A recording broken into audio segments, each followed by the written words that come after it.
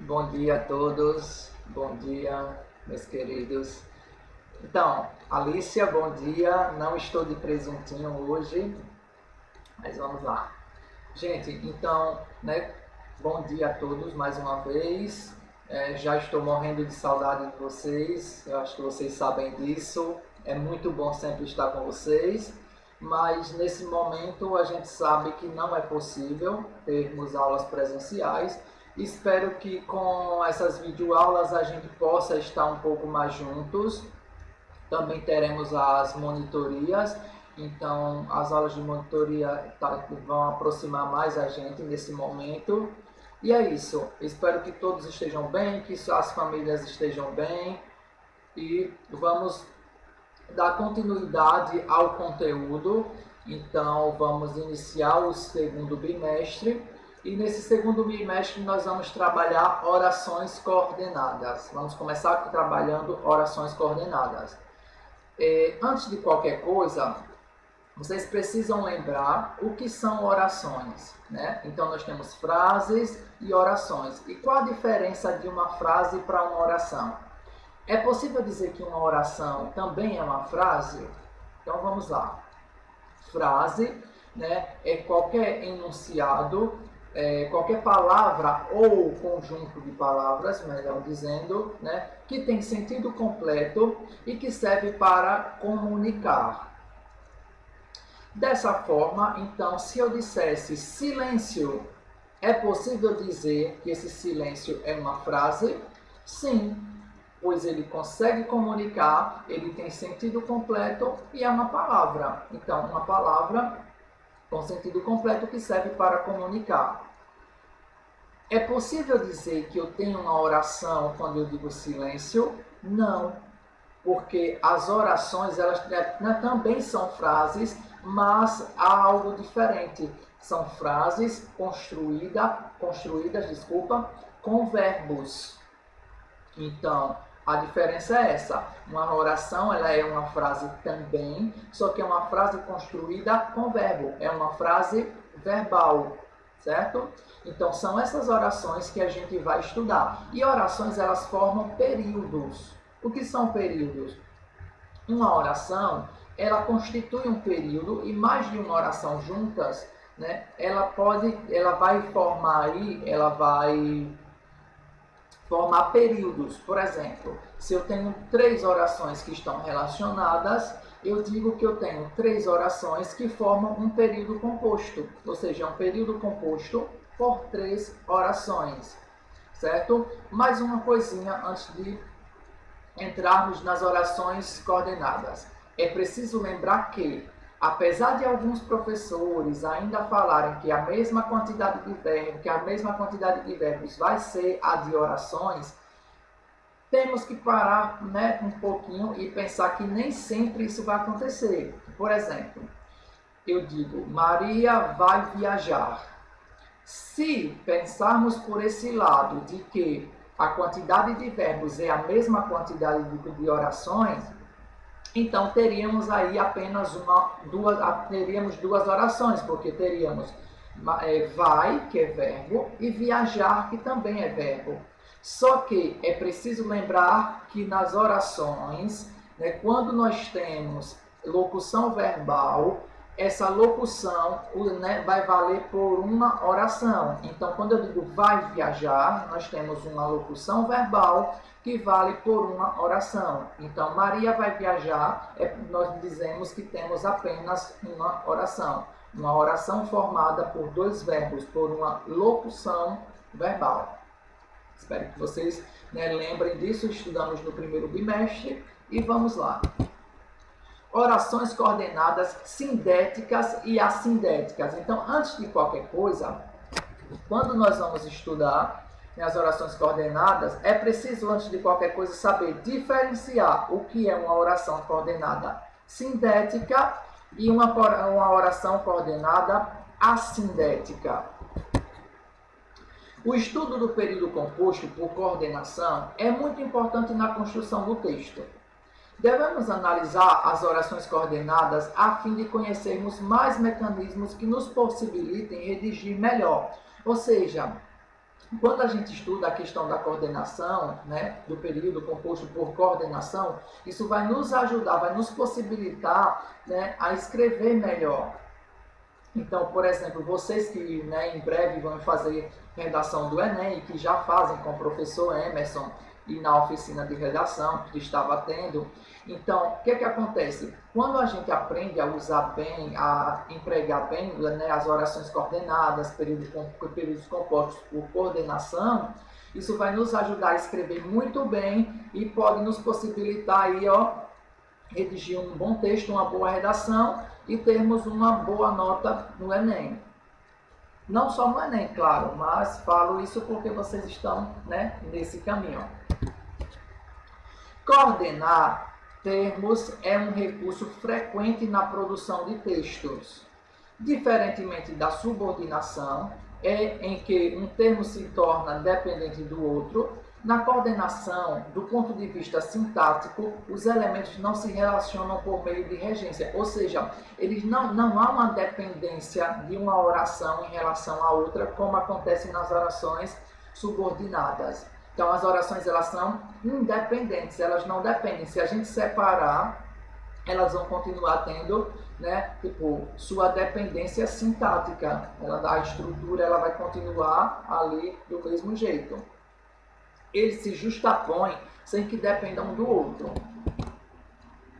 Orações coordenadas são orações que estão ligadas uma à outra apenas pelo sentido, sendo sintaticamente independentes. Elas se ligam na questão do sentido, mas em questão sintática elas são independentes, como já havia dito. Ligam-se através de conjunções ou de vírgulas, podendo ser entendidas separadamente, sem que se perca o sentido individual de cada uma. Então vamos lá. Elas podem ser separadas por vírgulas e por conjunções.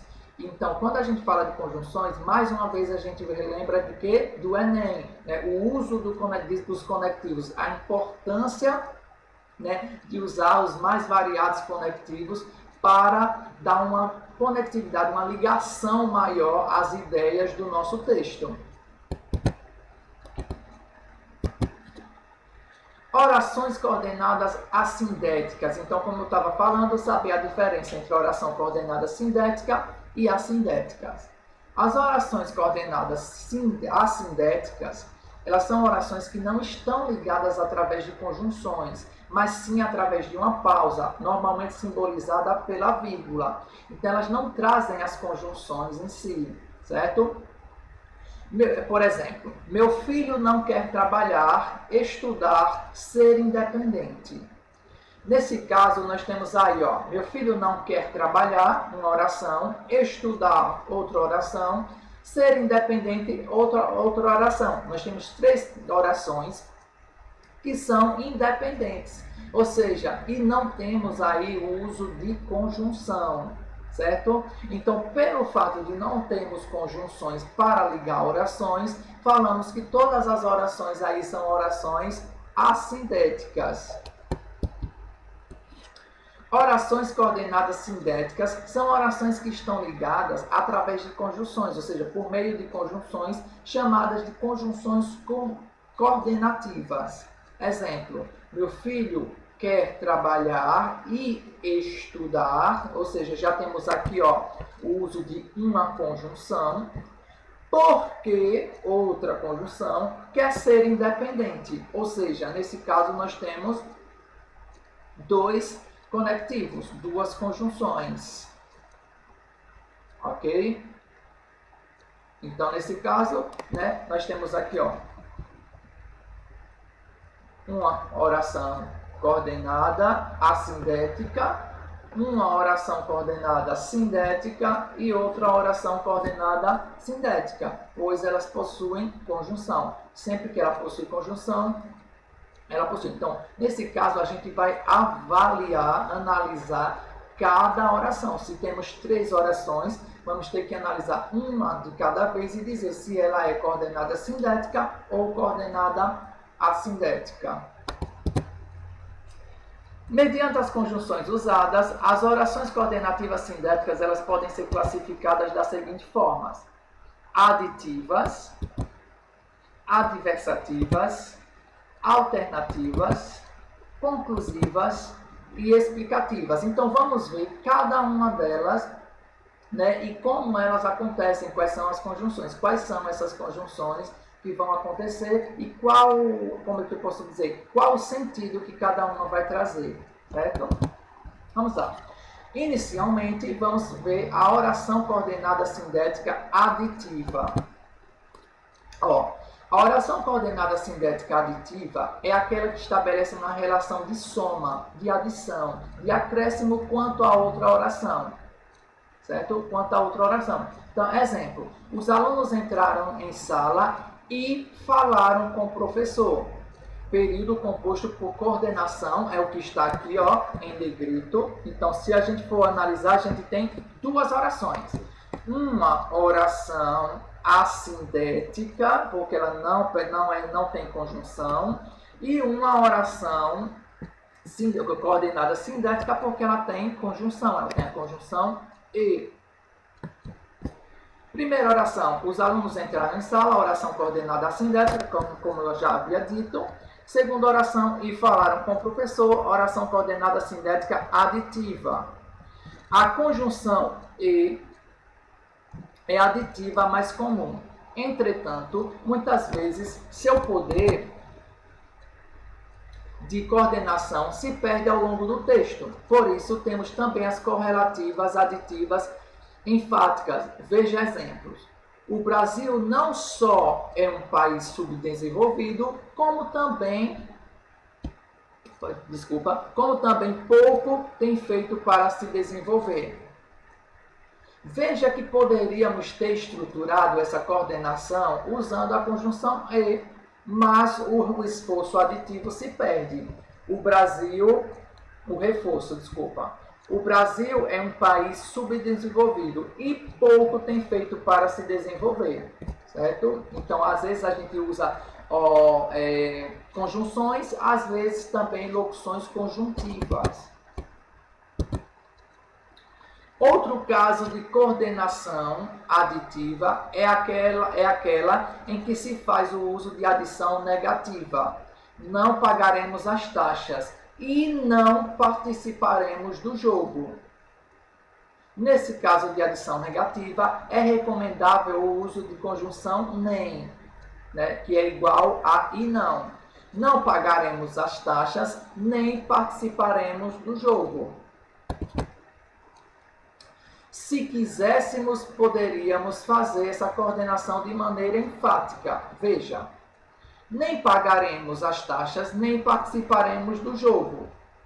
Semelhante ao uso de nem, há também a coordenativa aditiva com conjunção tampouco. Exemplo, eles não prestam atenção à aula, tampouco fizeram os exercícios. Eles não prestaram atenção à aula, tampouco fizeram os exercícios. Certo? Então, são algumas conjunções ou locuções conjuntivas usadas. Vamos lá, exemplos de conjunções aditivas e locuções. E, nem, também, bem como, não só, mas também, não só como também, tanto como, não só, mas ainda, não só, bem como, assim como. Certo? São exemplos de conjunções, locuções conjuntivas usadas também nas aditivas. Oração coordenada sindética adversativa. É aquela que estabelece uma relação de contraste, ou seja, oposição, adversidade, compensação em relação à oração anterior. Então é sempre essa noção de essa ideia oposta de adversidade. A adversidade, ela consiste em levar o leitor a um raciocínio para, em seguida, mostrar um raciocínio oposto. Ele veio, mas não pôde ficar muito tempo. Período composto por coordenação. Na primeira oração ele veio, ela é coordenada assindética, pois não possui conjunção. A segunda oração coordenada sindética adversativa, pois ela possui conjunção, e essa conjunção ela traz a ideia de oposição. A conjunção mas é a conjunção adversativa mais empregada. Entretanto, há outras que podem até ser deslocadas na oração que introduzem, reforçando-se a coordenação, o que não é possível com a conjunção mas. Compare as seguintes estruturas. A matemática é simples, porém estudo é fundamental. A matemática é simples. Estudo, porém, é fundamental. A matemática é simples. Estudo é fundamental, porém.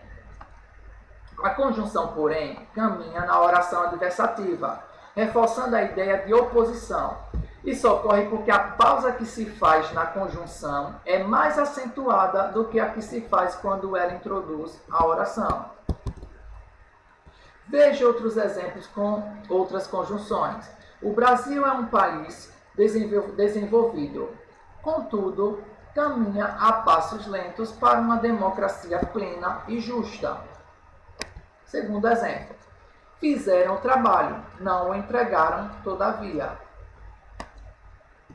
Terceiro exemplo, estava perto do namorado, no entanto, sentia-o ausente.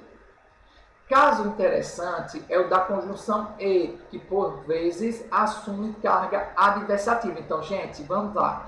Uma coisa que vocês têm que focar. A conjunção e, ela pode ser aditiva e ela pode ser adversativa. Então, é preciso que vocês prestem bastante atenção, nesse caso, no sentido, não é só, eu vi a conjunção a e eu sei que ela é aditiva. Então, o sentido ele é essencial. Vamos ver os exemplos aí. Ó. Ele veio até aqui e não falou comigo. Tem olhos e não veem. Ou seja, quando ele coloca essas duas frases, facilmente a gente conseguiria substituir pelo mas. Ele veio até aqui, mas não falou comigo.